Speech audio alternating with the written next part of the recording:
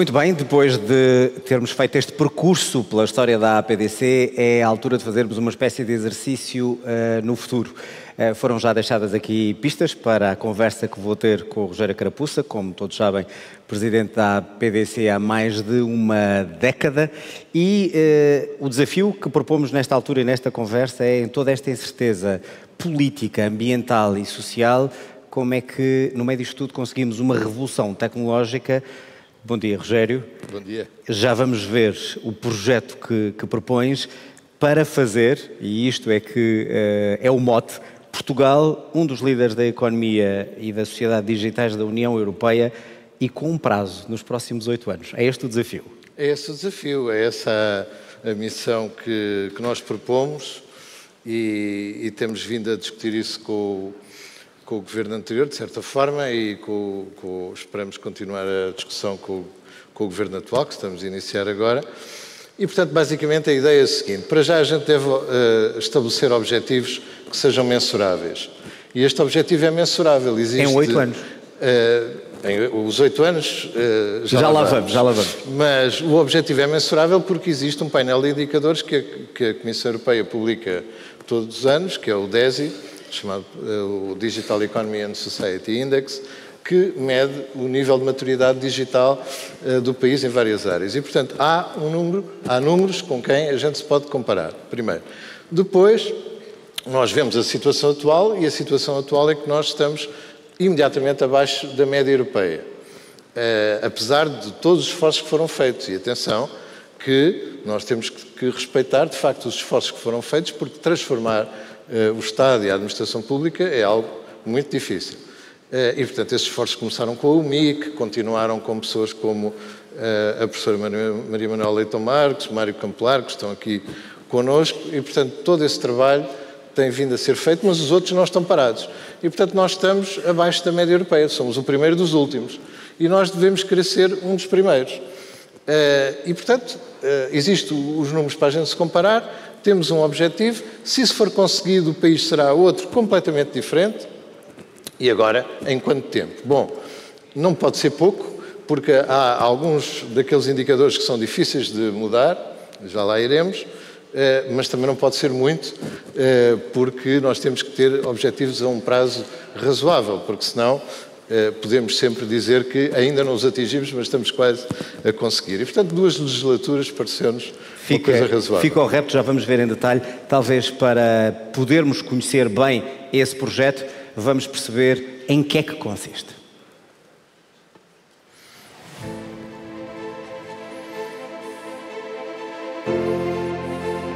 O futuro começa agora. O desafio que propomos: fazer de Portugal um líder da economia e sociedade digitais da Europa. O desígnio que propomos para Portugal nos próximos 8 anos: dar o salto para os lugares cimeiros, transformar o país num líder da economia e sociedade digitais na Europa. Sendo o 6º país mais atrativo para investimentos na Europa, Portugal tem um enorme potencial. E o setor das tecnologias de informação é particularmente atraente, com 40% dos investimentos direcionados para esta área. No nosso panorama económico, a maioria das empresas portuguesas são micro e pequenas empresas, com uma faturação anual média de 385 mil euros. É, assim, fundamental facilitar o crescimento dessas empresas para que possam competir internacionalmente. O nosso propósito passa por implementar um conjunto de medidas concretas, organizadas em 6 pilares. 1. Incentivo ao crescimento económico sustentável e territorialmente equilibrado. Vocacionar os fundos do Portugal 2030 maioritariamente para as empresas e promover a transformação digital. Criar incentivos ao aumento de dimensão das empresas. Estimular a utilização das tecnologias de informação e comunicação na saúde, na educação e noutros setores intensivos em conhecimento. Promover o desenvolvimento das infraestruturas de telecomunicações, tecnologias de informação e rede elétrica. Criar incentivos fiscais para o setor dos mídia para fortalecer a liberdade de imprensa, combater a desinformação e promover o desenvolvimento democrático. 2. Promoção ao talento. Alargar a formação especializada de talentos seguindo um modelo semelhante ao programa Upskill da APDC. Implementar programas de atração de talentos para Portugal. Apostar em investigação e desenvolvimento como forma de sofisticar produtos e serviços. 3. Adoção da tecnologia. Fomentar a adoção rápida de aplicações que ajudarão a impulsionar a transformação digital, como a fatura eletrónica e o comércio digital. 4. Funcionamento do mercado. Garantir a estabilidade, previsibilidade e fiabilidade regulatória nos setores regulados do mercado. Desenvolver as infraestruturas e tecnologias. Simplificar os processos associados à construção e operação de redes. Sobretudo porque 2024 é um ano crucial para a implementação e reforço de redes de última geração. 5. Simplificação do Estado. A criação da figura de Chief Information Officer da Administração Pública, reportando a um membro do Governo com a tutela da digitalização e modernização do Estado, é outra das nossas propostas. A sua tarefa é simplificar, desburocratizar e articular as necessidades das empresas e dos cidadãos. Pretendemos igualmente promover uma nova vaga de avanços na digitalização da administração pública, através da adoção generalizada e sem demora do princípio Once Only, apenas uma vez. 6. Promoção da cibersegurança e inclusão social. Por fim, queremos dar prioridade aos mecanismos de cibersegurança das entidades das administrações públicas como um instrumento fundamental da segurança dos serviços públicos e generalizar a capacitação em cibersegurança dos cidadãos em geral e a sua inclusão nos programas do ensino básico e secundário. O futuro começa agora.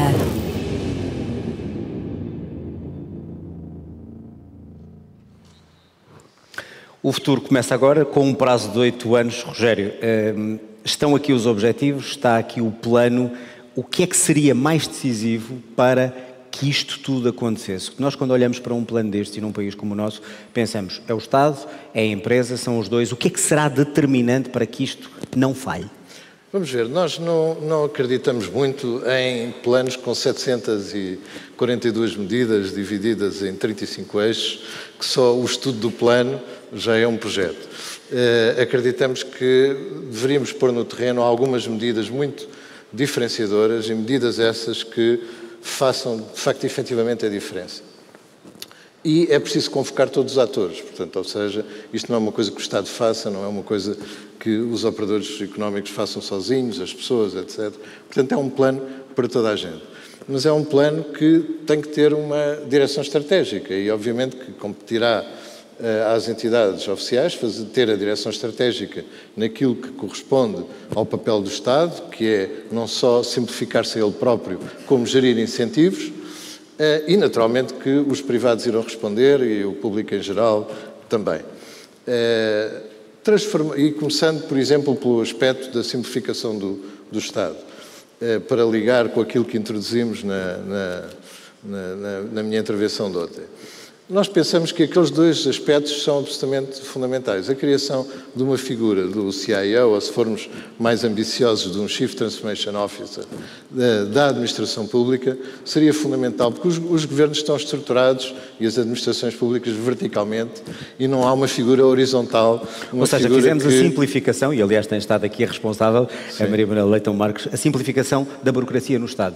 Mas nós continuamos a ver problemas como agora ouvimos hoje de manhã, filas de imigrantes que querem regularizar, pessoas de cartão de cidadão, tudo isso tem que ver com digital e decisão. Tem. Isso poderia ser, as empresas a terem processos atrasados, poderia desaparecer esses entraves? Eu acho que sim, que é possível ter um Estado mais simples e ter um Estado mais, mais eficaz. Mas, começando pela definição de transformação digital. A transformação digital é uma transformação da organização e dos processos de negócio com tecnologia. Não é pôr tecnologia lá, é transformar a organização e transformar os processos. E fazer isso no Estado, numa organização tão complexa, tão verticalizada, é muito difícil. E, portanto, tem que haver um esforço horizontal que ligue os vários ministérios, que faça políticas comuns, que crie infraestruturas comuns para não se replicarem as coisas umas às outras e que faça o push, digamos assim, dos processos de transformação digital em cada uma das áreas. Por exemplo, a questão do princípio do once only. O princípio do once only, basicamente, o que diz é que o Estado não pode pedir a um cidadão ou a uma empresa as mesmas coisas que já lá tem. O problema é que, às vezes, é o próprio departamento, um só, que pede sempre as mesmas coisas, que tem lá sempre. Depois, a burocracia tem outra... portanto, ou seja, implementar essa medida implica alterar todas as interfaces de todos os sites e todas as apps que o Estado tem. É tão complexo como isso. Porque a gente hoje pede coisas que não precisa de pedir. Quando se pede o número de contribuinte, não é preciso pedir o nome, a morada, o número de telefone e não sei o quê, porque tudo isso já está no Registro Central de Contribuinte. Nós até temos boas infraestruturas que já foram criadas de informação. É uma questão de organização digital? É uma questão de organização e de transformação dos serviços, dos processos, da forma como as coisas são feitas. Eu vi aqui há uns tempos uma pessoa preencher um reporte obrigatório para um regulador, que já agora por acaso não é o regulador das telecomunicações, que exige aos seus regulados o preenchimento de um fórum eletrónico por cada negócio. Atenção, por cada negócio de cada empresa. E preencher aquilo leva 45 minutos, 1 hora. Porquê? Porque se pede, além dos identificadores, como o número de contribuinte, etc., etc., pede-se também todos os dados que já estão nessas infraestruturas de informação. Conclusão, aquilo leva 45 minutos a preencher. Podia levar 2 minutos. Como há 200 mil negócios daquele tipo no país, são, grosso modo, 200 mil horas desperdiçadas. Portanto, são milhões de horas que nós podíamos poupar. Portanto, isso é ir mais longe do que uma inovação tecnológica, ou seja, é de mentalidade com a ajuda da tecnologia. Obviamente. E depois há uma característica, é que a burocracia tem uma resiliência brutal. A burocracia regressa sempre. Eu outro dia quase que francamente tive vontade de chorar, literalmente, quando vi algo que foi o seguinte. Foi criada aqui há uns anos atrás, aliás, sob a liderança da professora Maria Leitão Marques, o Código da Certidão Permanente. E a ideia era, o Estado tem aquela informação sobre as empresas guardada, está sempre atualizada, e a empresa só tem que entregar aquele código quando alguém pede. Bom, eu vi um form que tinha que se preencher, pedido por uma entidade pública, que pedia o Código da Certidão Permanente, o upload da cópia em papel da certidão permanente e mais um conjunto de campos que a pessoa tinha que preencher que estão na certidão permanente, tipo o nome dos sócios da empresa, a participação de capital que cada um deles tem, etc. E declarações da empresa para confirmar a morada fiscal, para confirmar mais uma série de coisas que a empresa tinha que fazer e que já estão na certidão permanente. Bom, para além de que a certidão permanente... Isso não existia e regressou, é isso? E isso não existia, foi inventado agora há pouco tempo. Para além disso, a certidão permanente passou a ter uma data de validade, que é algo que não faz sentido, a não ser para cobrar uma taxa. Porque a certidão fisicamente não existe. Existe um registro eletrónico com aquela informação e a empresa dá o código. Porque é que eu tenho que pedir a revalidação de uma certidão que é um conceito do tempo do papel? Porque a certidão não existe. A gente pode imprimi-la, mas não existe. Existe é um registro daquela informação. Ora, se nós temos boas infraestruturas de informação, Registro Central de Contribuinte, RCBE, Código da Certidão Permanente, Documento Único Automóvel, idem para as matrizes perdiais, enfim, um bocadinho menos bom, mas também existe. Falta enfim, um conceito que nós pensamos que seria muito importante, que é uma central de consentimentos, para que a pessoa só consinta uma vez as coisas que aceita que dê consentimento e nessa altura esteja com atenção ao que consente. E quando quiser alterar, vai lá alterar qualquer coisa. E as aplicações todas vão lá perguntar àquela base de dados central. Não estão sempre a bombardear-nos a nós, a perguntar se consentiste, se consentiste. Já não há paciência para tanto consentimento. Portanto, as pessoas respondem sempre que sim, porque estão com pressa e, portanto, nem sequer está a ser cumprido o verdadeiro Isso acontece porque sim, e permite-me a expressão, ou porque há regras, porque há excessivas... Porque não há ninguém horizontal... Porque não há ninguém horizontal... Pedidos de transparência, de Porque clareza. não há ninguém horizontal a dizer, com uma missão horizontal, que diga, não, este Departamento do Estado não pode pedir isto ao cidadão. Pensas que os governantes têm consciência disso, os próprios ministérios? Eu acho que eles rapidamente ganham essa consciência. Pelo menos não têm, a partir de agora não podem dizer que não sabem, não é? Depois de passar por aquelas funções, aliás, nós falamos com eles e todos têm essa consciência. A dificuldade é criar os mecanismos de governance, porque há muita coisa que fica decidida no dia em que a lei orgânica do governo é publicada. E depois, a partir daí, já é complexo alterar. E, portanto, alterar a governance pública de tal maneira que existam funções, como, por exemplo, o tal Chief Information Officer, que seja transversal e que garanta que não haja estas replicações, que um departamento do Estado não pode inventar agora uma nova burocracia, se já lá tem informação para conseguir cumprir sem perguntar ao cidadão ou às empresas. Isso é um esforço que o Estado tem que fazer. Mas nem tudo é Rogério, Estado, vamos não é? fechar o capítulo Estado. E é uma pergunta muito básica. Isso implica decisão, vontade, mas implica dinheiro.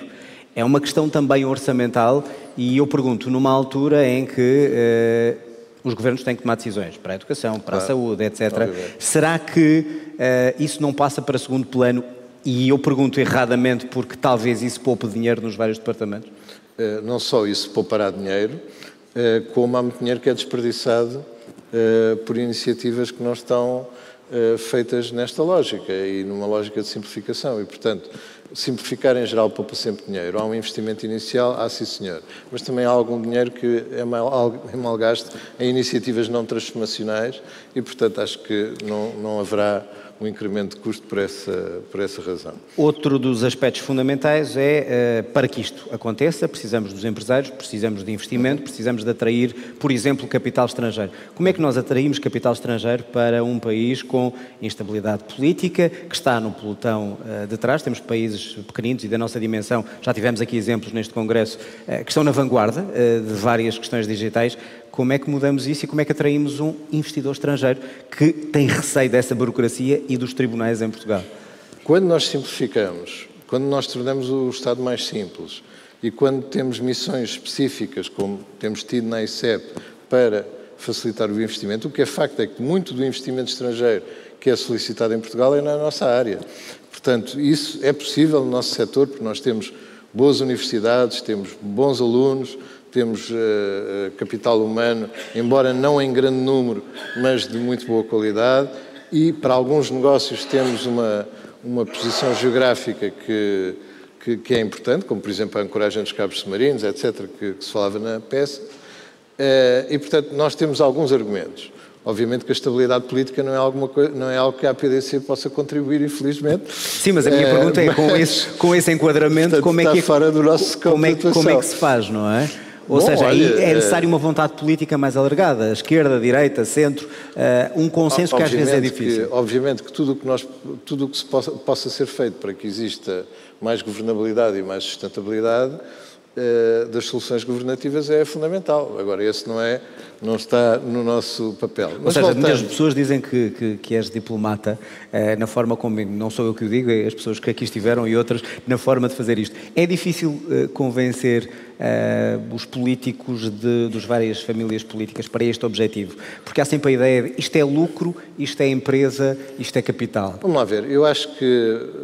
Deixa-me fazer uma análise que é a seguinte. Nós, desde os últimos 20, 30 anos, fizemos algumas coisas muito bem feitas. Eu, por exemplo, quando eu entrei na universidade, 7% dos portugueses que acabavam o ensino secundário chegavam à universidade.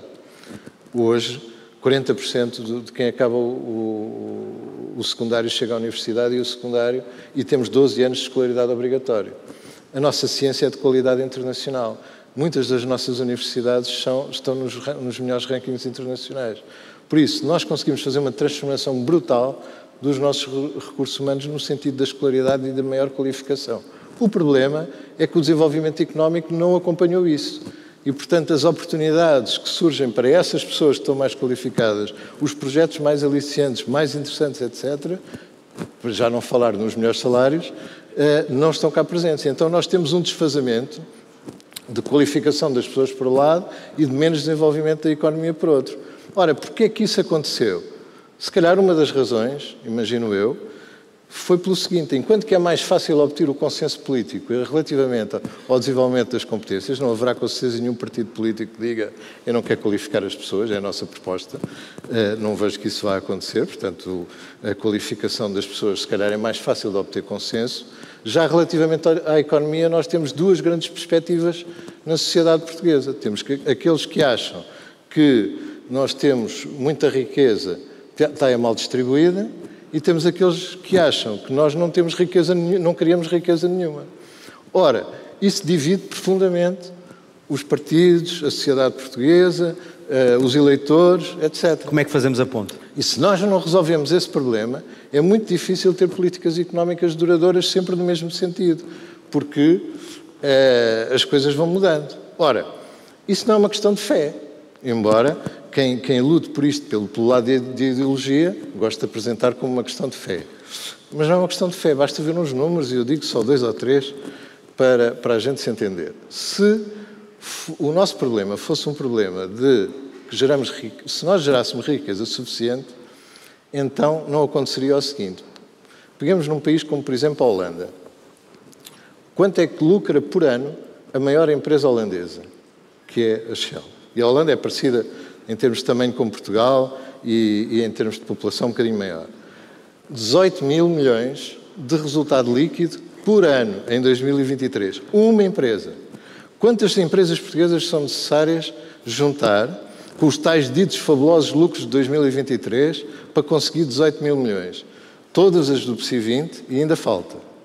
Portanto, uma empresa holandesa gera mais valor do que todas as chamadas grandes empresas portuguesas juntas. Nem todos os países têm uma Shell, uma Nokia, por aí fora. Agora é preciso fazer a demonstração. Pois não, mas nós podíamos ter coisas inovadoras.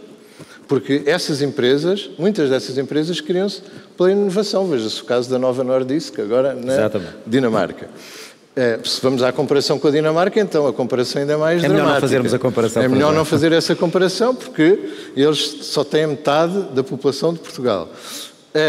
Mas, se o nosso problema fosse... Portanto, ou seja, a gente não cria riqueza nenhuma.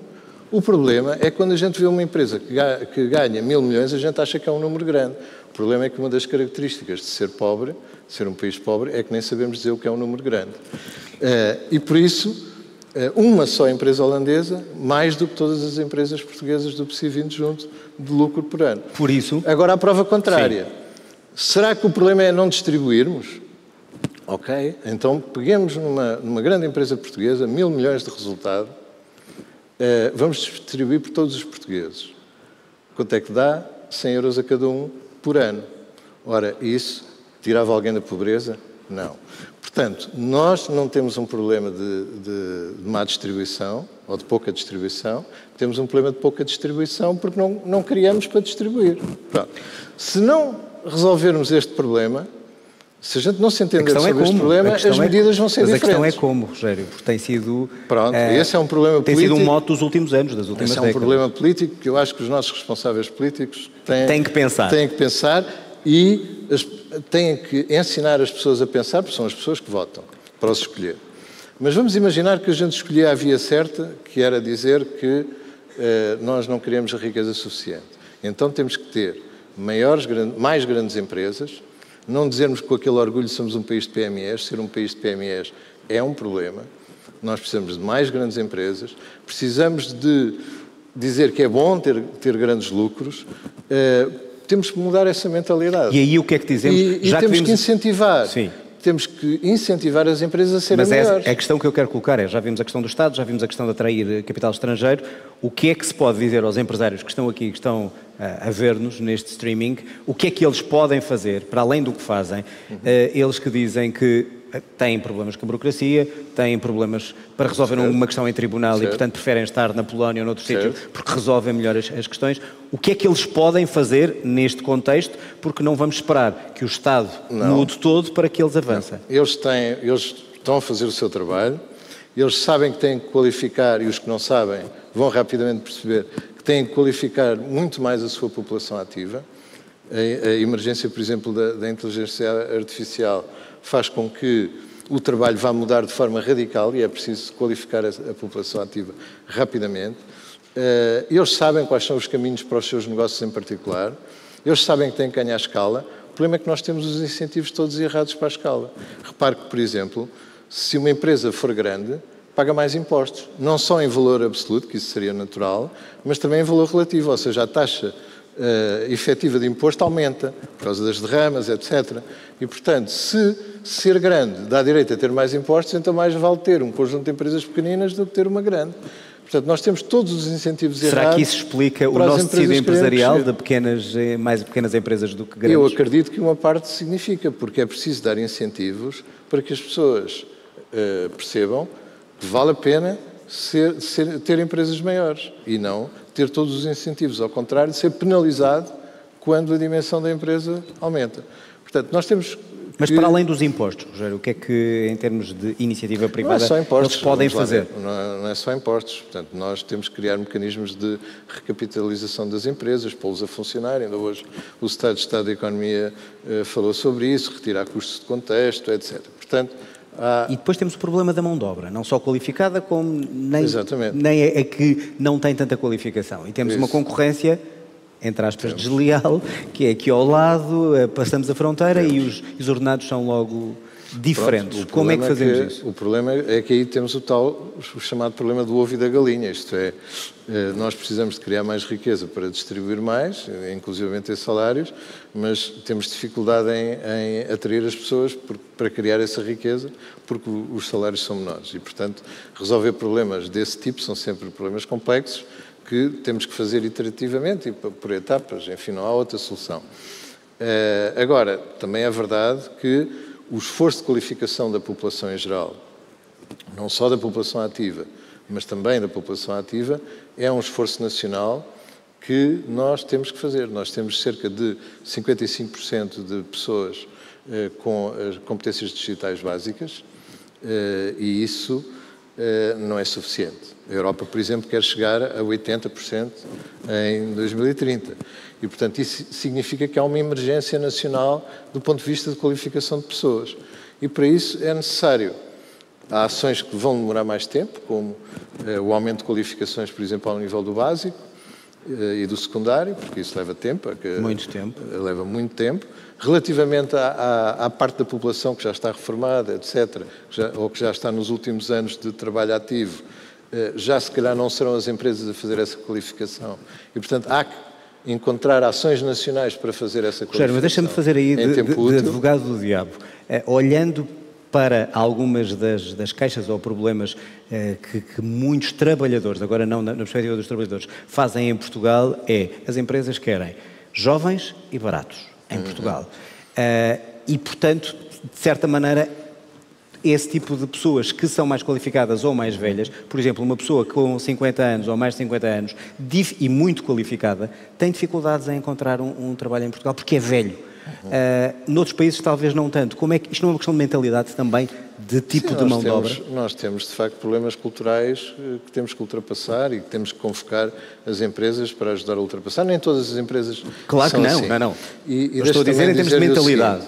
Nós temos que favorecer no nosso tecido económico as áreas de grande valor acrescentado. E o nosso setor, por exemplo, é uma área de grande valor acrescentado. Portanto, e nas áreas de grande valor acrescentado o tema não é mão de obra barata. Pelo contrário, o tema é mais valor acrescentado para que a mão de obra seja o mais qualificada possível para que nós possamos ter serviços mais sofisticados, produtos mais sofisticados, mais capacidade de internacionalização, mais capacidade de ganho de escala. E aí esses setores normalmente conseguem pagar melhor. E um exemplo engraçado que eu gosto de utilizar, que nem é do nosso setor, para não ser suspeito, é, por exemplo, quando se criou instituições de ponta, como, por exemplo, a Fundação Champalimau. Portanto, foi possível atrair jovens portugueses que estavam no estrangeiro e que, de outra forma, não voltariam para Portugal. Foi possível atrair investigadores internacionais para Portugal para fazer coisas de ponta, pura e simplesmente porque se teve como objetivo fazer uma instituição de ponta e havia dinheiro para investir.